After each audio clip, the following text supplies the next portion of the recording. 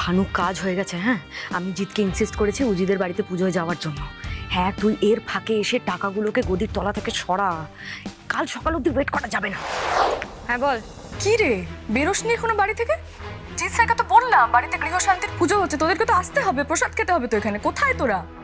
হ্যাঁ, আমার একদম মাথা থেকে বেরিয়ে গেছিল রে। ঠিক আছে ঠিক আছে, তুই রাখ, আমি রেডি হয়ে আসছি। হ্যাঁ হ্যাঁ, শিগগির আয়।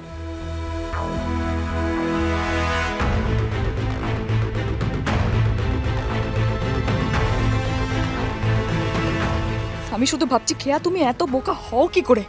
সায়ন্তনের ধান্দাবাজি সবাই বুঝতে পারছে, তুমি বুঝতে পারছো না? অফিসে যাওয়ার পারমিশনটা নিয়েই ছাড়লো।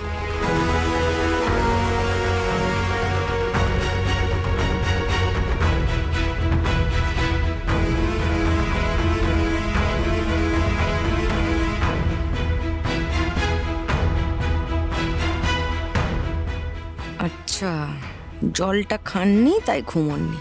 ঠিক আছে, তখন আমার সঙ্গে আপনি পুজোতেই চলুন।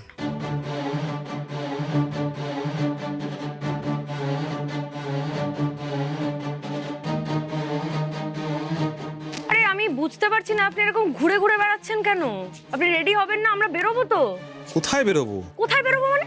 আপনার মনে নেই আজকে উজিদের বাড়িতে যাওয়া আছে? ওদের বাড়িতে পুজো তো, তাড়াতাড়ি রেডি হন আপনি। এক সেকেন্ড। তুমি যে বলেছিলে তোমার বোনের সাথে সম্পর্ক ভালো না, উজি তোমার সঙ্গে বেইমানি করেছে বলে তুমি আর কোনো সম্পর্ক রাখবে না, তুমি বলেছিলে তো। তাহলে পুজোতে যাওয়ার জন্য পাগলামি কেন করছো? এনিওয়ে, আমার কাজ আছে, আমি এখানে থাকছি। তোমার ইচ্ছে হলে তুমি যেতে পারো। এক সেকেন্ড। সম্পর্ক যেমনই থাকুক না কেন, আমরা একসঙ্গে যাব, দ্যাটস ফাইনাল। আর আপনার সঙ্গেও তো আমার সম্পর্ক ঠিক নেই। আমরা একসঙ্গে স্বামী স্ত্রীর মতো একসাথে নেই, এক ছাদের তলায় নেই। তাহলে আমার বোনের সঙ্গে যতই গন্ডগোল হোক না কেন, ওর শ্বশুর বাড়ির লোকজন কেন জানতে যাবে যে আমাদের মধ্যে কি হয়েছে? তাড়াতাড়ি রেডি হন, আমরা এক্ষুনি বেরোবো। আমি যাব না।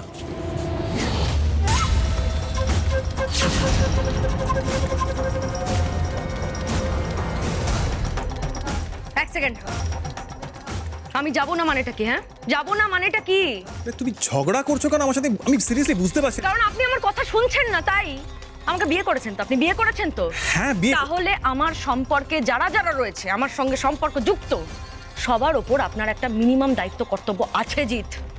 আমার সম্পর্কগুলোকে প্লিজ রেসপেক্ট করুন, প্লিজ।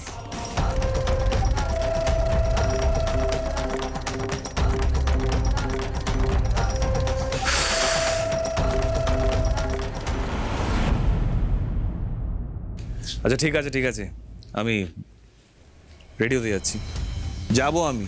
শান্তি, এবার thank you. Welcome.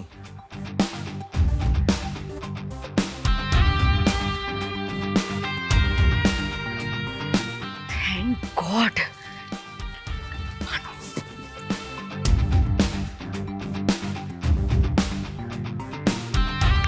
Hello, Bhanu কাজ হয়ে গেছে। হ্যাঁ, আমি জিতকে ইনসিস্ট করেছি উজিদের বাড়িতে পুজোয় যাওয়ার জন্য।